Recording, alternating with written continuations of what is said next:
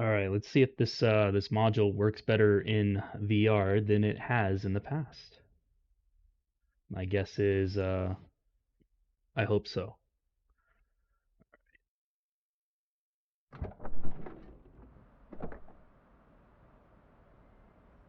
Welcome to the first training lesson on the Mi-24P Hind helicopter.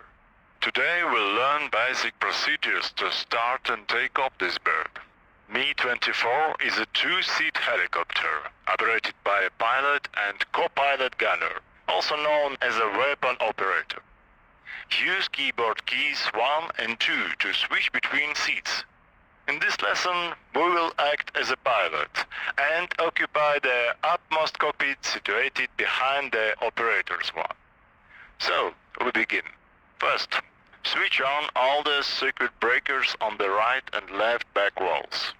Use the support metal frames to move them up all at once.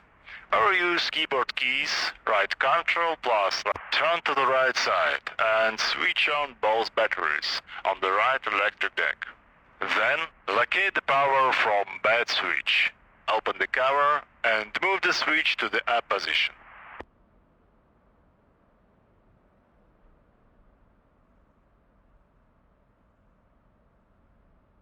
For my button here for zooming. Gotta be close. Yep, that's touching it. Oh, doesn't do the zoom. Okay. Отказала основная гидросистема. Отказал насос расходного бака. Отказал генератор. Activate PO750A power inverter. Watch the appropriate light is lit above the switch. If you are unable to see the bottom part of the electric deck, slide your camera view to the right with right Ctrl plus right Shift plus Num6. Use Num5 to center view again. Лог Ри 65. Close the door by Исправен. clicking the door handle with the mouse, or use left Ctrl plus C. Pressurize the cockpit by opening the pressure valve on the left side. Rotate the wheel handle counterclockwise. Release the main rotor shaft brake by lowering the brake lever. Turn to the left and up a bit and locate the fire protection panel. Move master switch and fire extinguisher switches to the up position. Switch on service tanks, fuel cut-off valves, crossfeed and transfer pumps for all tanks. If you are equipped with external tanks, switch the appropriate external tank's rocker to the up position also. At the next step, we'll start the auxiliary power unit, APU. During APU start, we have to monitor battery voltage do not drop below 18 volts. In order to do this, rotate the voltmeter selector 2 notches to the bed position. Now, A lot easier we're in ready English, to huh? start the APU. Check if APU start crank false start rocker set to start position. Then press an APU start button and hold for 2-3 seconds until APU comes to life. While APU is spinning up, please monitor. Exhaust gas temperature rises but not exceeds 880. Voltage is not below 18 volts. The green after on light should go out during the first 30 seconds after the start. When APU goes idle, check if green APU normal RPM lamps is lit. Green normal oil press lamp is lit. EGT readings don't exceed 720.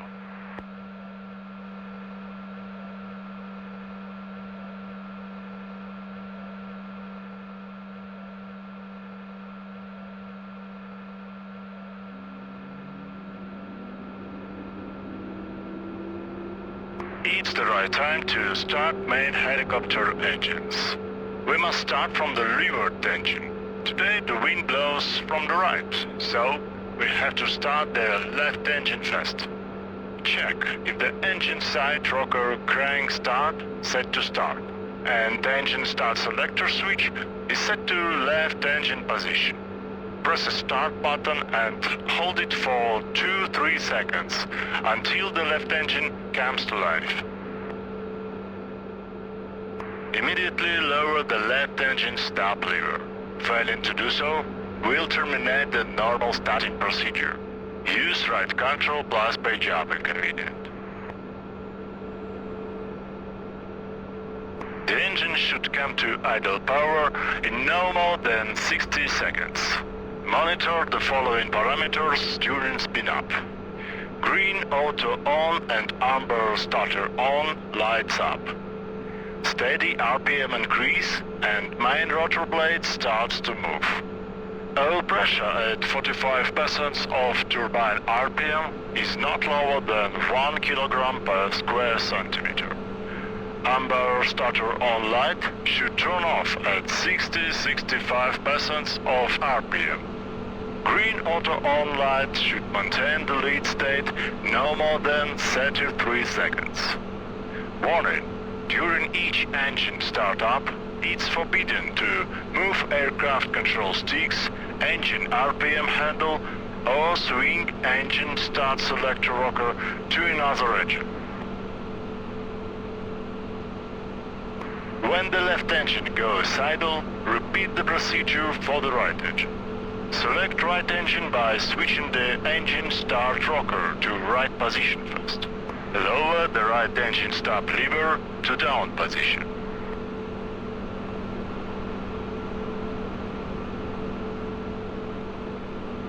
Check warning lights, RPM, temperature increase, and oil pressure gauges for normal readings. Wait until engines run at idle for 1 minute. Note: in the case of prolonged APU warm-up or engine test runs, engage the APU generator to provide battery recharge using the APU generator switch on the right electric panel. Do not forget to temporarily switch it off during the engine start phase to avoid possible APU overload.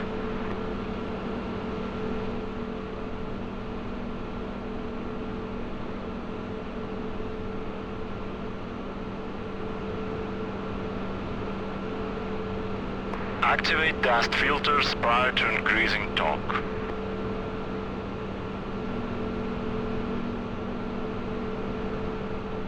Where are those?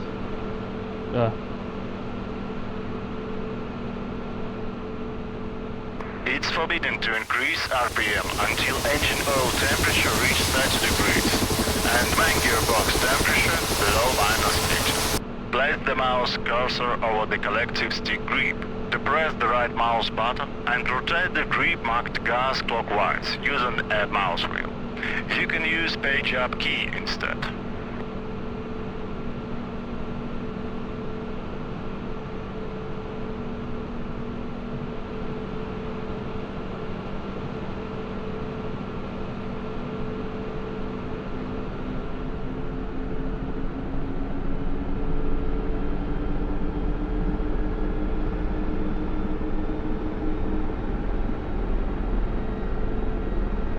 At the moment the main rotor speed reaches 95 ±2, engage main generators on the right electric panel. Watch the right electric panel, red warning lamps, LH generator out and RH generator. Turn both PO750A and power from battery switches back to off position. Switch the main 115 and 36 volts transformers on, moving the rockers to the up position. Switch on both rectifiers. Stop APU turbo engine, pressing Stop APU button on the left side. Power on the guidance system by switching comp system rocker to the up. Power on both vertical gyro systems.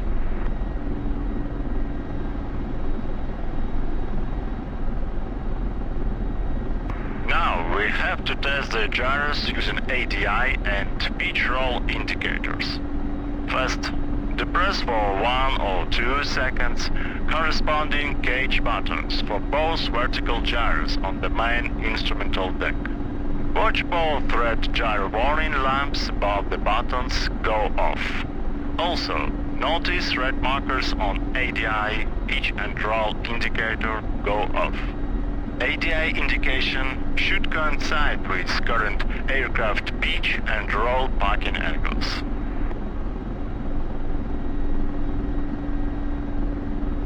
Set adjust tab switch to on.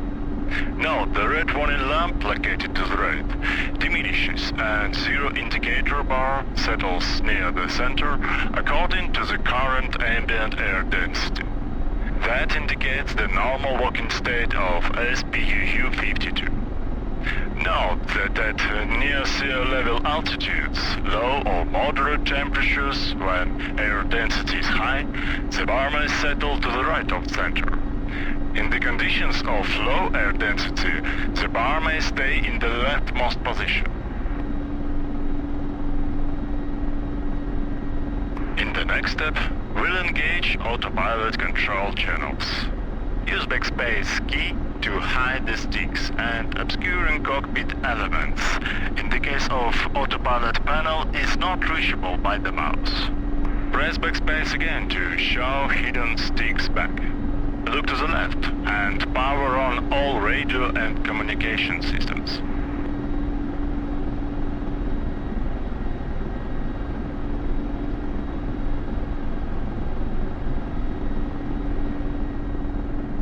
Switch radio altimeter, Doppler, blink, radar warning power and IFF system to on.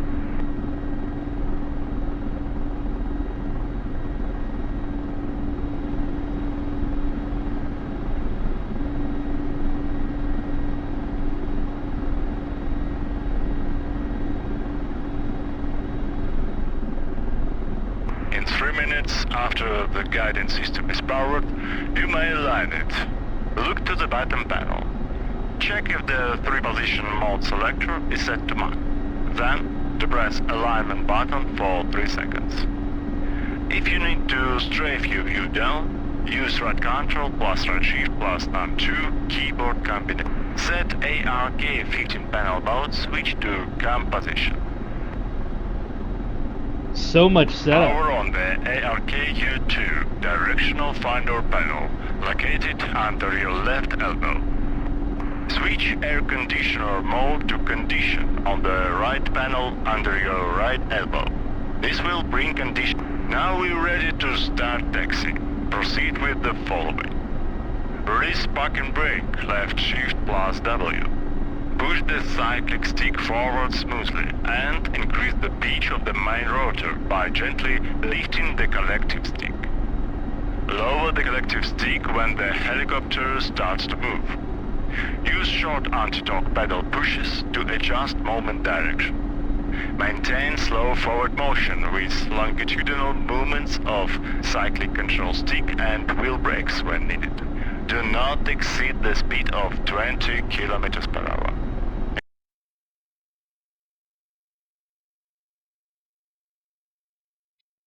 Enable control position.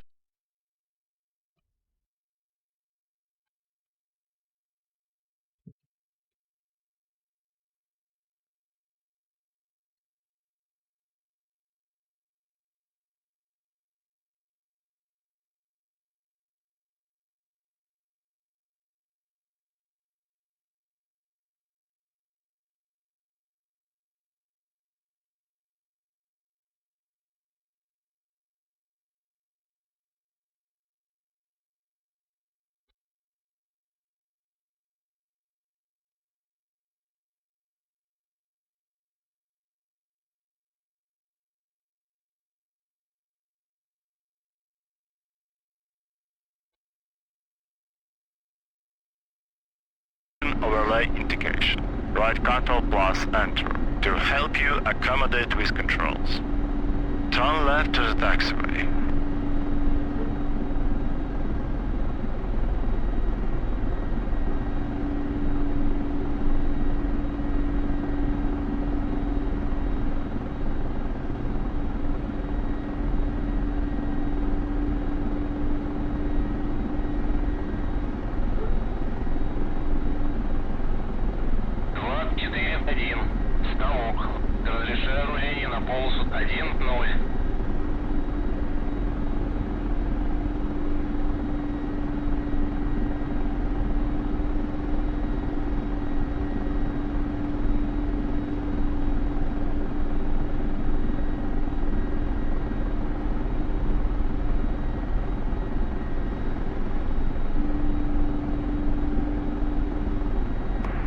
taxi along the path to the runway.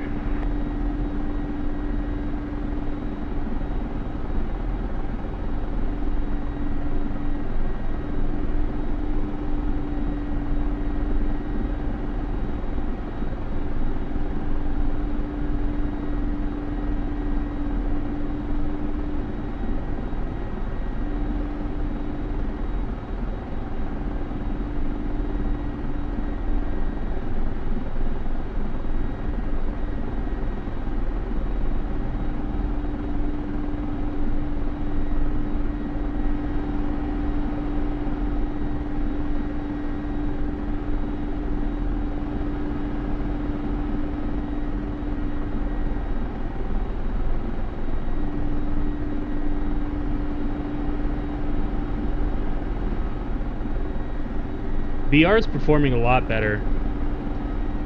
Might be able to actually use this module again. You have entered the runway. Turn left and align the forward wheel along the center line.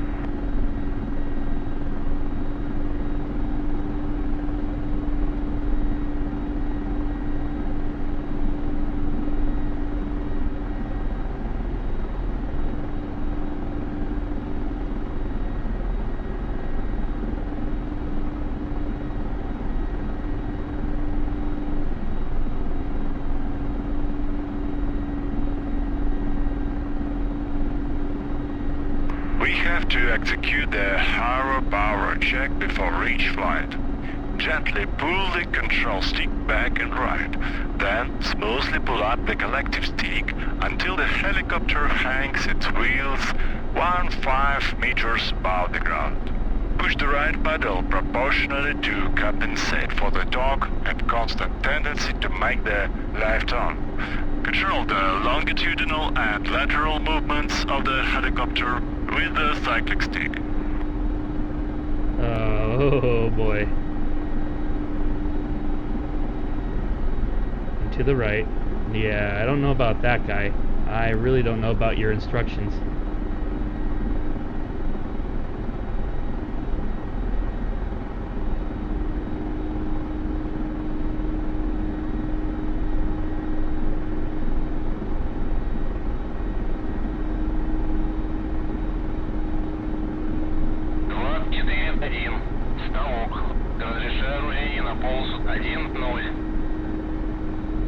Check whether the main rotor speed is not less than 93% at hovering. Gently move the collective down and lower the helicopter to the ground until steady on wheels.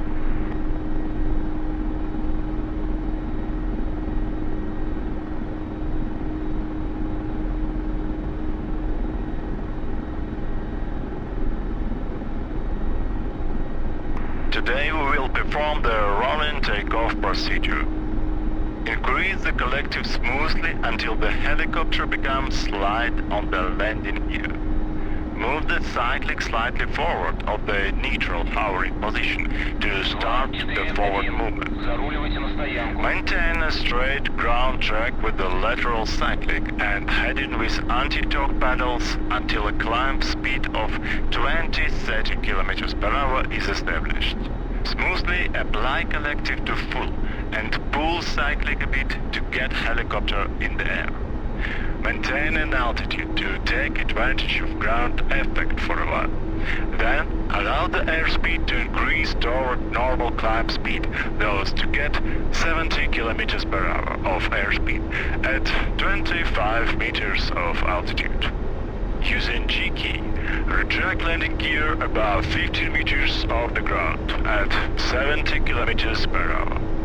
When you use clickables in the cockpit, fast release gear lever lock with the left mouse button prior to moving landing gear lever up.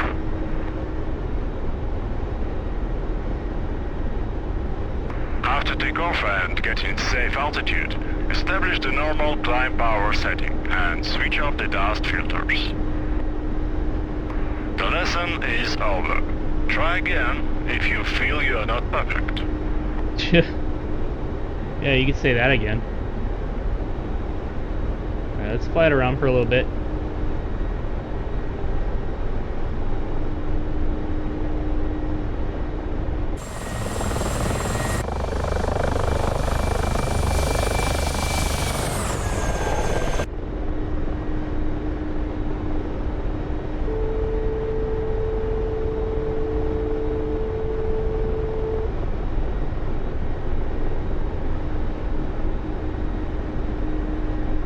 train over there. Let's go track the train.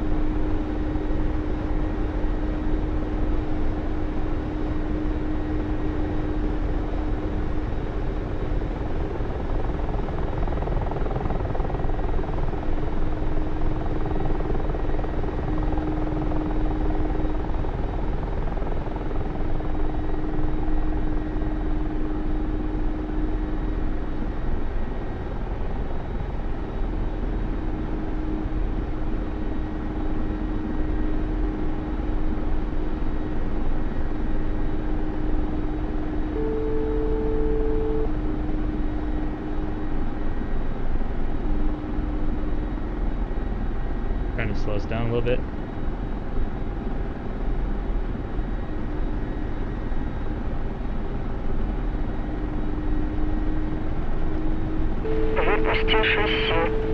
I'm locked in my wash. Yep, dead. Yeah, so the module's still a little iffy, man. Still a little iffy. It's performing a little bit better, but I mean, that helicopter wash, not like that. Some nav.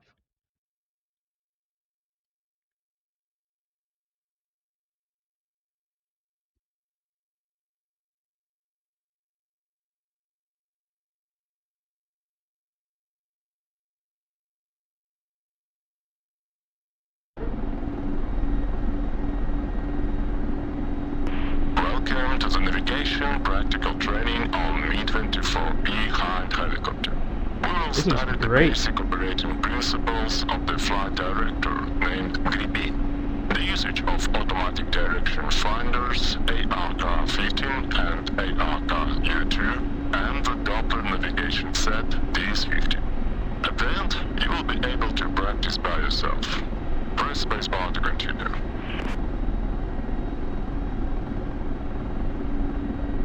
The kb+m flight director maintains the course control of the helicopter and provides the AFCS flight computer with necessary signals to navigate the aircraft. It's the central aircraft system that combines all gyroscopic and magnetic heading means and sensors. The initial alignment of the flight director is fulfilled during the startup procedure. As you remember from the startup lesson, we did the initial alignment in 3 minutes after the system was powered. Now, we will land the operation. Press spacebar to continue.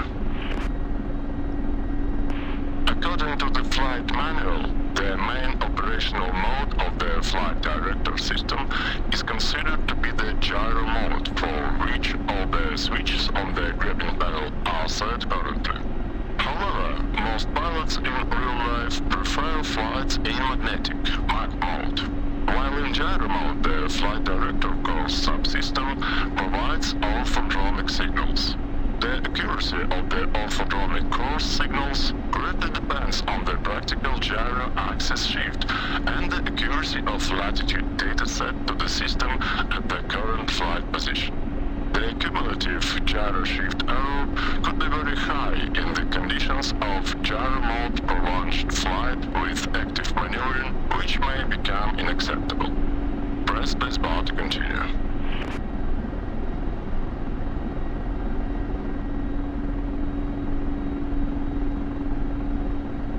The magnetic mag mode could be more reliable in those conditions, providing constant gyro shift corrections by the means of electromagnetic inductive sensor relative to Earth's meridian.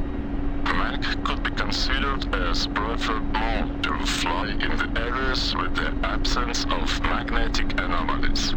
Look below to the left and find the grouping control panel, PU38. Ensure the tune OPER switch is set to OPER. Set the mode switch to mag position. Okay, where is that? Oh, it's right there. Press and hold for a while the sync button for gyro realigned to magnetic data. Note, use use right control plus right shift plus num 2 if you need. After that, the flight director course subsystem begins to constantly determine. Correcting mechanism is located on the left side of the cockpit and named as Deviation Compensator.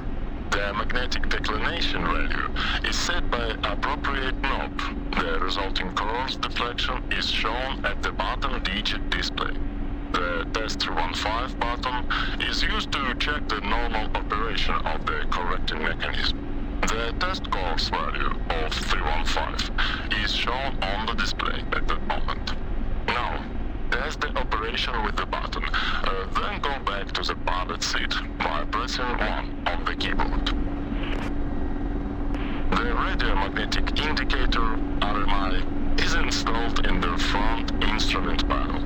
It consists of a rotating course hidden scale, fixed scale of radiomagnetic beacon azimuth, thin ADF needle for ARK-15, and thick ADF needle for ARK-U2. The latter is also used as a course director tool. Both automatic direction finders, ADF, are used to navigate the helicopter to or from the beacon or any broadcasting radio station. The listening function is provided. Press spacebar to continue. The ADF of ARK-U2 type is combined with VHF-2 R852 radio station, which is primarily used to home the helicopter to emergency radio beacons. This ADF can also be switched to work with R828 radio station, capable of receiving civilian or military VHF broadcast. Now, switch on the power of the ARK-U2 device. Let's tune up our R828 radio to receive a ground station signal on a present channel 2. To do so, switch the channel selector handle to position number 2. Press and hold the out button. Watch the tuner lamp goes on while the tuning process is active, then goes off at the moment the tuning is completed and channel change has taken effect.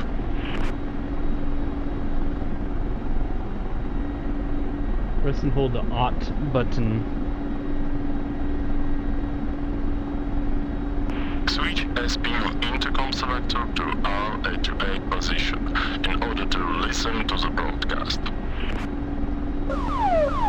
You should hear the siren sound. The mobile radio station is broadcasting. Now, back to the ARK-U2 ADF and switch the finder to the bus of R828 radio source, switching it to campus R828 position.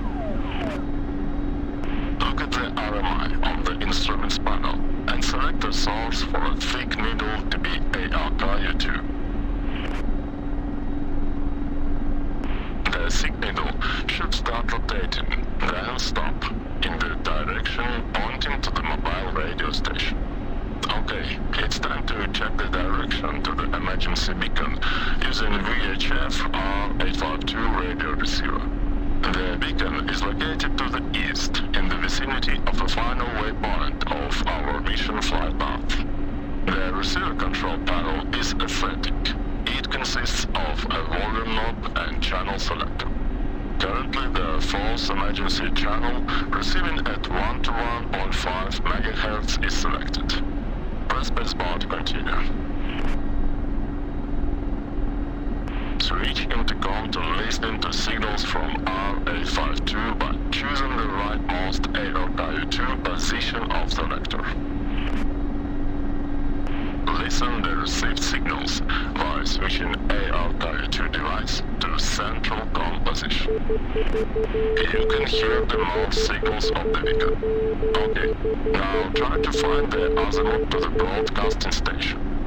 As you can see, despite the signal is being heard, the strength is not enough for ADF to detect azimuth due to long distance.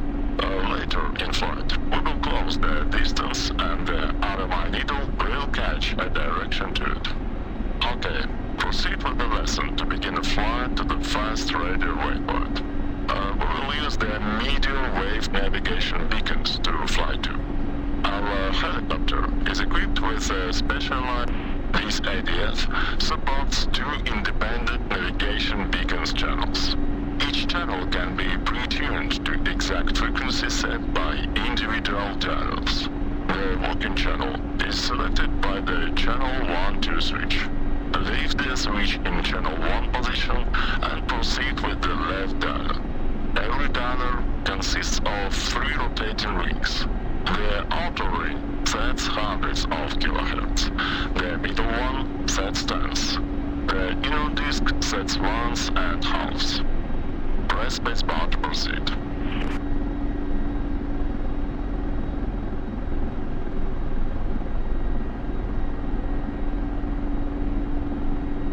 At every moment of the flight, you can check a map pressing F10 and find the info about all navigational homing beacons. The label consists of frequency and corresponding Morse code.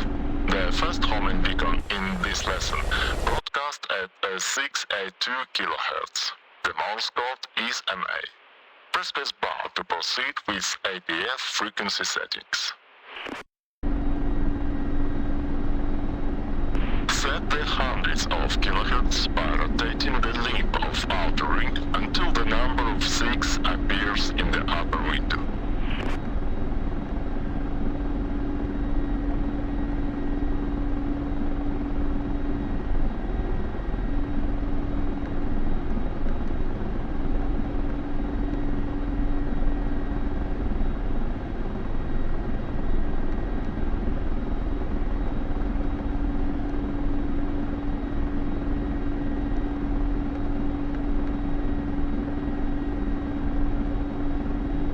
How do I rotate the top? There we go. 6. Rotate the center knob until the number of 2 appears in the bottom window.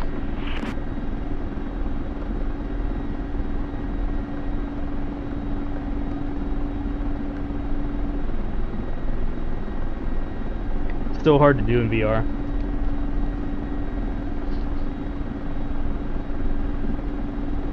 It's a 2. Yeah, that's a 2.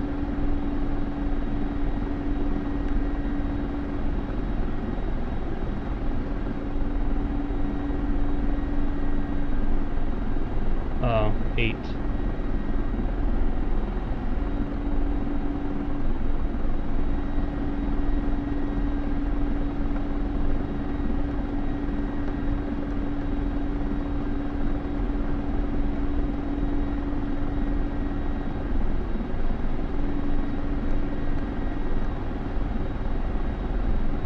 Set the intercom to the AirCar-15M position to hear the Morse code of the beacon.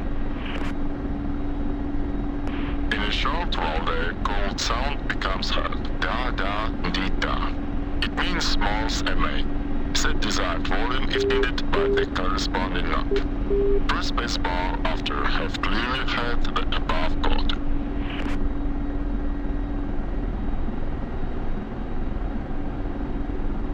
The co-pilot's cockpit is equipped with the same AirCar-15 ADF device.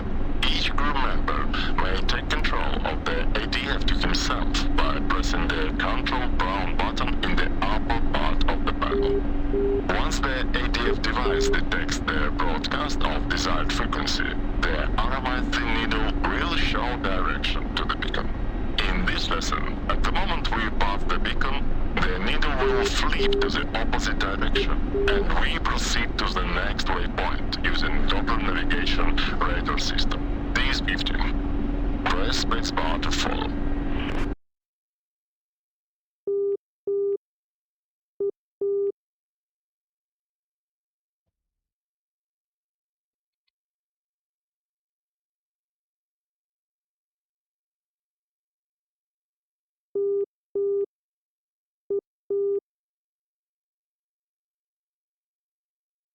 Five, 9, 1.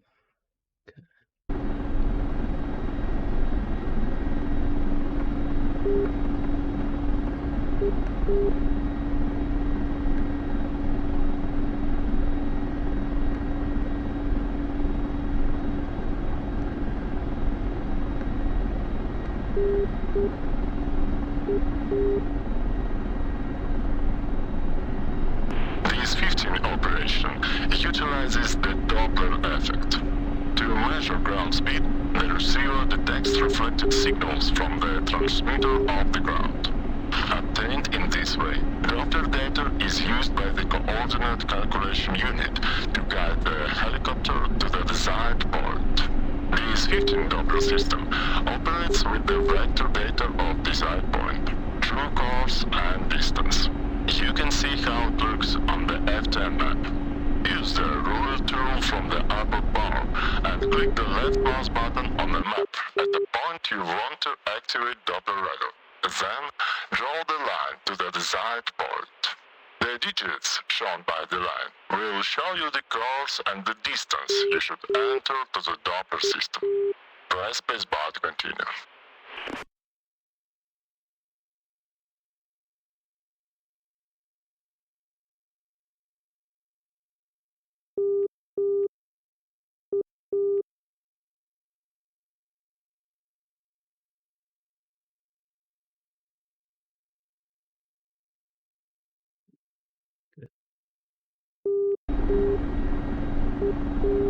According to the flight plan, we should switch navigation to Doppler system at the moment we pass the first beacon and proceed 14 kilometers with the course 124 degrees. First, set the true course value of 124 degrees in the course angle window of the DIS control panel, located in the front of the pilot's right knee. Pressing plus and minus buttons by the mouse, set 1 to 4 in the window. Long press will speed up the digit change in there. Press backspace if you need to ease the view and get a better access. Zoom. Let's do some VR zoom here.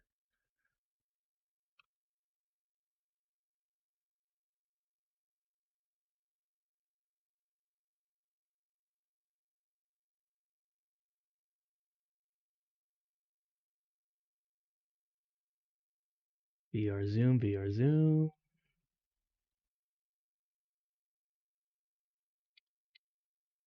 View up, camera zoom, zoom, zoom.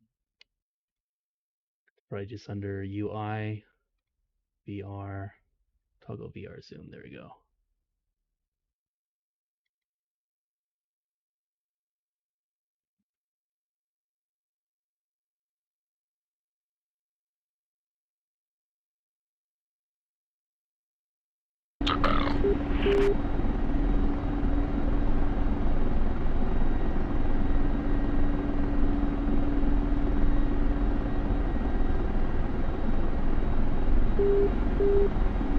Okay, set 124 in the window.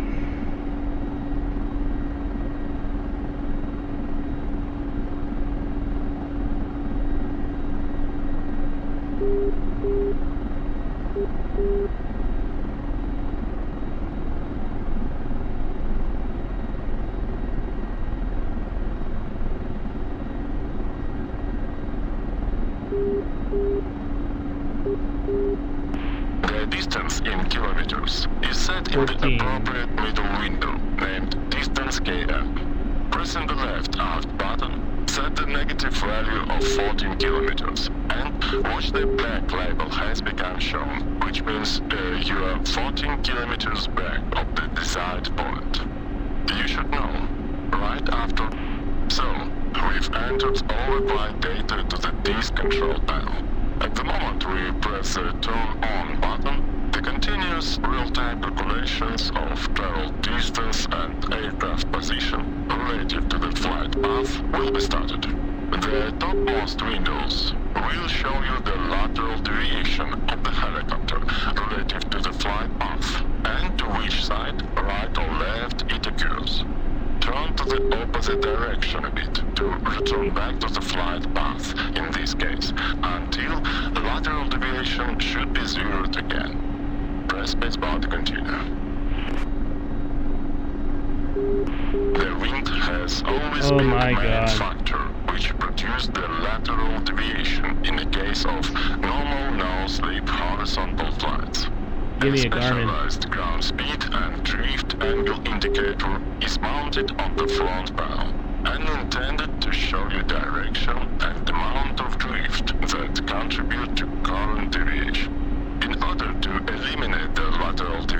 from the flight path. The pilot should turn to the drift angle value and in the opposite direction. The 3-digit window display shows the true ground speed. Note that it is not capable of displaying values below 50 km/h. Also note that the Doppler system cannot track the path and make fail-safe calculations when helicopter pitch and roll exceeds a ±7 degrees and ±30 degrees respectively. In this case, the indicator switched to memory mode, displaying green M, and uses the latest available speed vector data. It helps much while maneuvering extensively, but leads to navigation error build-up. The longer the path length, the more navigation accuracy suffers. Press spacebar to continue. The bottom part of the DIS indicator is equipped with two selector switches. The left switch, test upper, is self-explanatory. Use upper position in normal flight. The right mode switch, C-land, is used to adjust DIS radar for the corresponding flying environment. Press spacebar to continue. The DIS Doppler system provides data to the map indicator. The map indicator is an electromechanical device which mechanically moves ribbon crosshair over the map card, following the helicopter position in the real world. You can switch to a more detailed. If ribbon crosshair reaches the end of the map card, the pilot should manually select the next card and adjust the crosshair position with the knobs. So, let's go over our flight plan. Take off, turn and fly to the beacon. Fly over it and switch to DIS radar to fly the next leg. Follow the flight path, eliminating lateral deviation which occurs. Takeoff. The route is rather short. There will be no problems.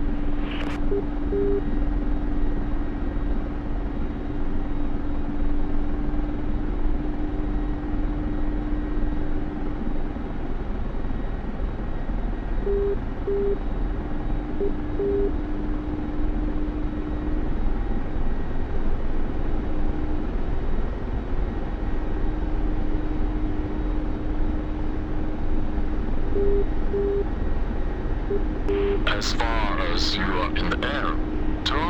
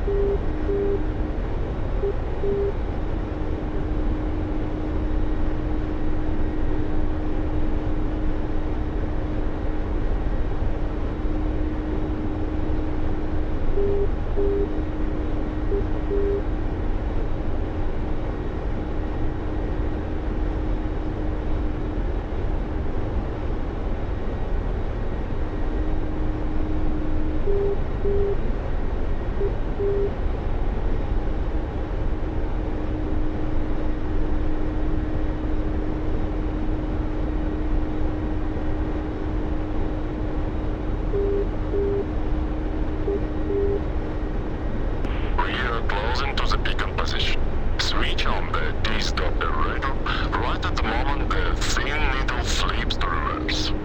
Additionally, for best results, you can adjust the ribbon crosshair, showing the helicopter position to be right on the waypoint 1 at that moment.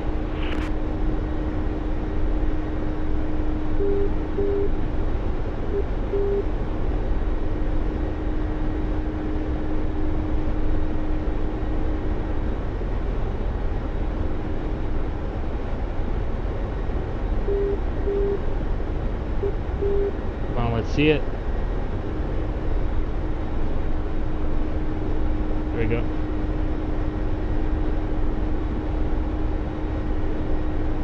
This is on now.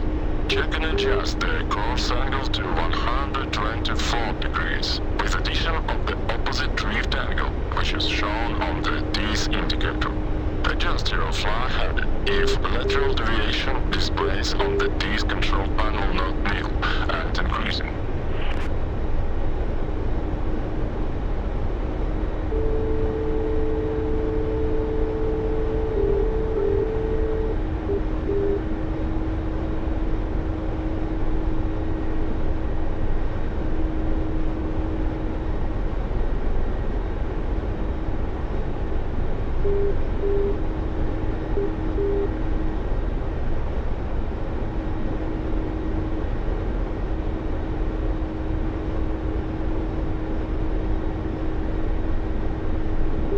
Counting down.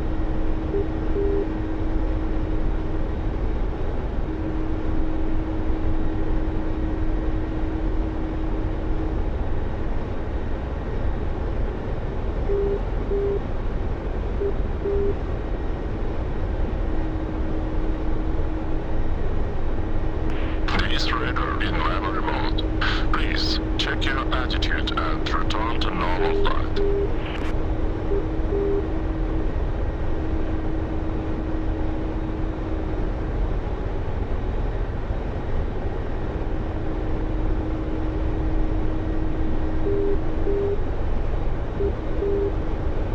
The distance to the emergency radio station is close enough to be detected by your car U2 IDF device.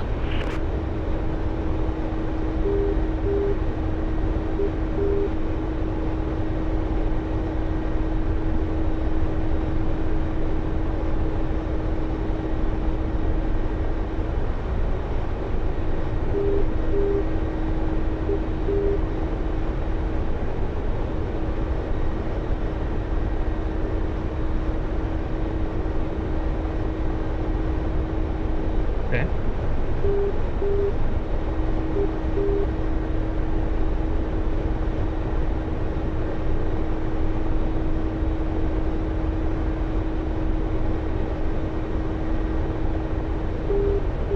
Excellent flight.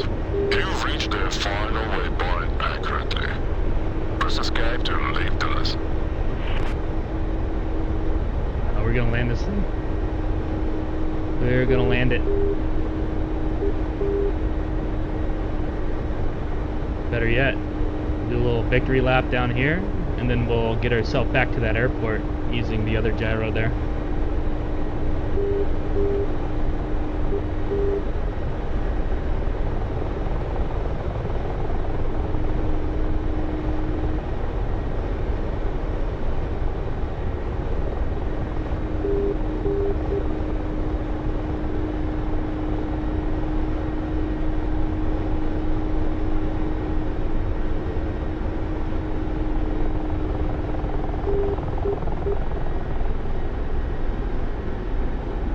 Get a little discombobulated, right?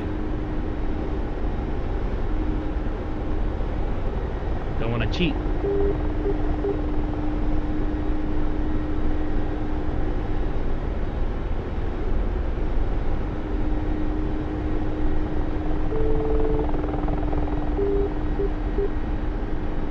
Well, there's a landing pad there, huh? Okay.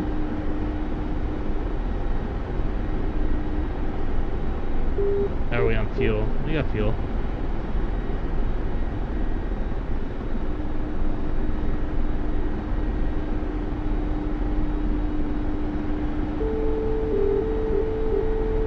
touchdown over here.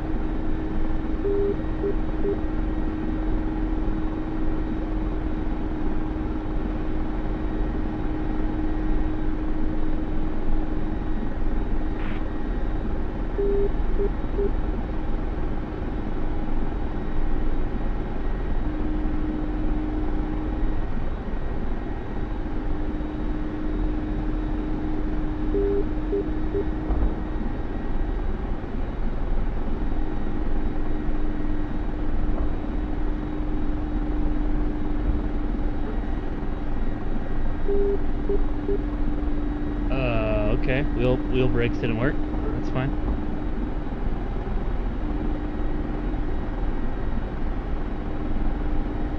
Back it up a little bit, you know? Okay, there we go. Alright. Yeah, and there's no wheel brakes. Alright, that's fine. Whatever. We're out of here. Let's go back home.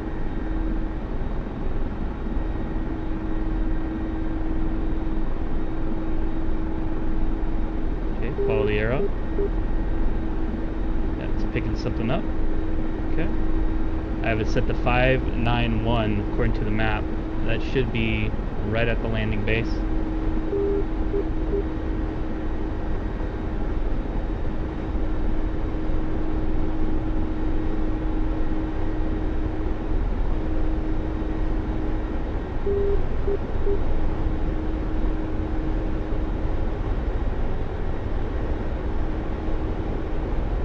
That should be counting back.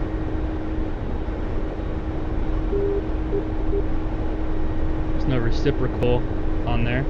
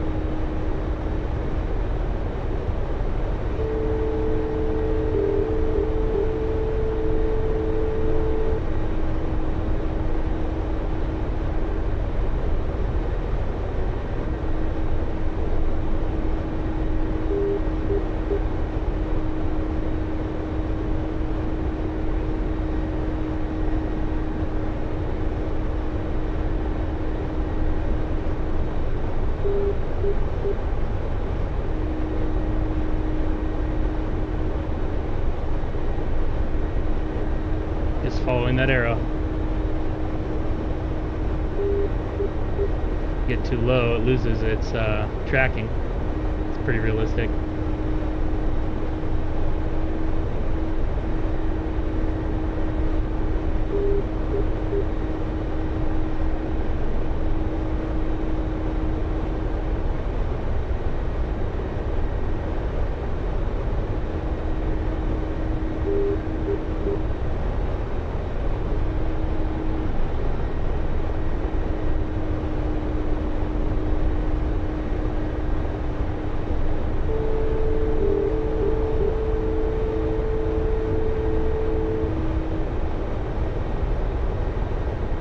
dialogue audio is amazing.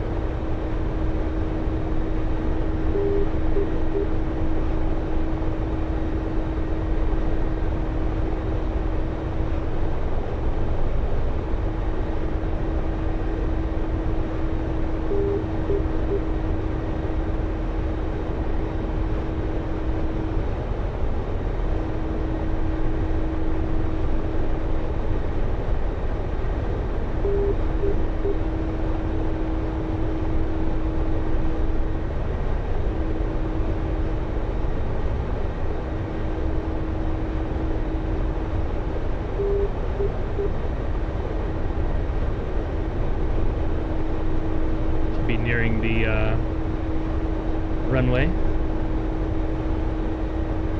from the tail end. Navigation tool is correct. Should be a little bit off to the right. 5 degrees.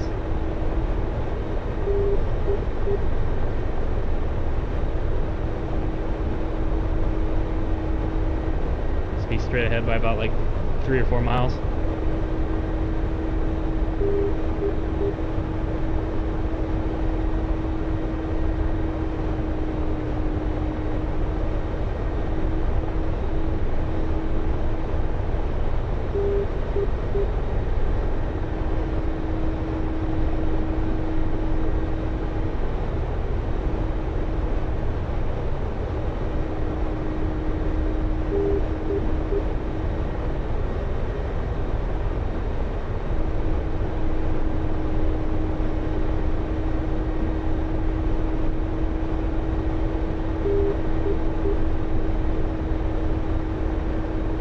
Telling you, VR is the way to play.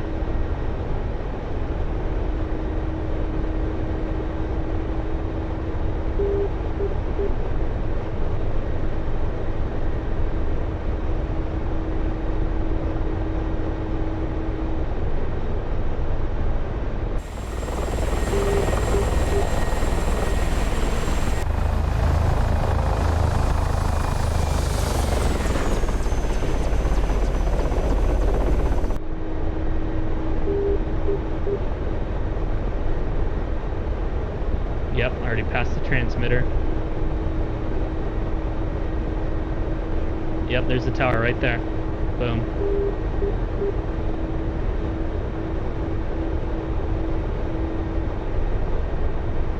I don't have any comms controls. Well.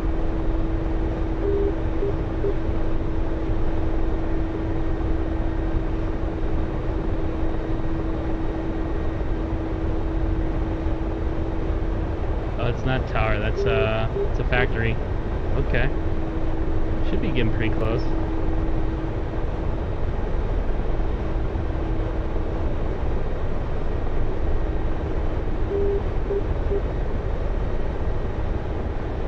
One thing VR doesn't have is resolution.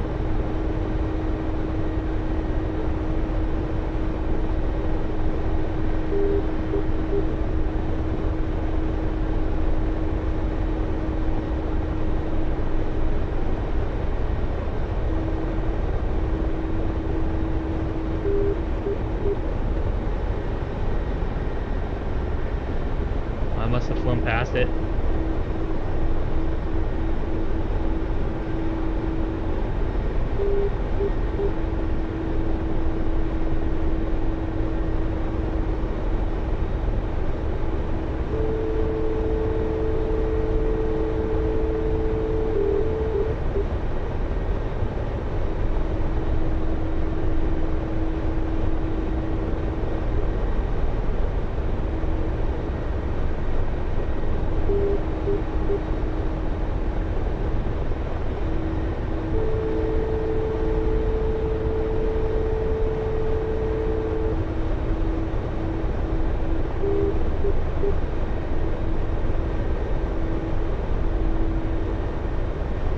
Yep, there it is.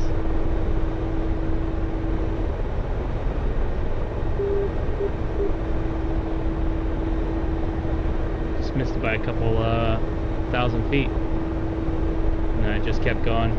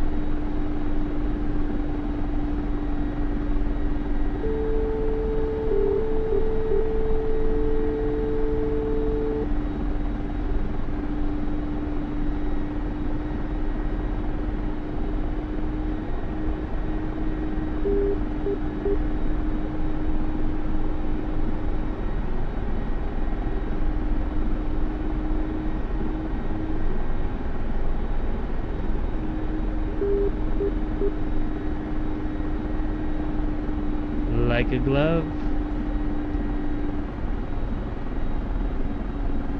Only I could use the brakes.